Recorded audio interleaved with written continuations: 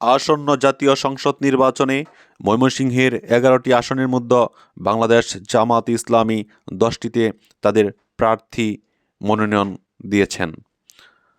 ১. Mymensingh Muktagacha, advocate Motiur Rahman আকন্দ। ২. ময়মনসিংহ সদর, মাওলানা কামরুল হাসান এমরুল। ৩. ময়মনসিংহ ফুলবাড়িয়া, অধ্যক্ষ Kamrul Hasan melon. ৪. Mymensingh Trishal, Asaduzzaman Suhel. ৫. Bhaluka, Saif উল্লাহ পাঠান ফজলু। ৬. ময়মনসিংহ গফরগাঁও, মাওলানা ইসমাইল হোসেন সুহেল। ৭.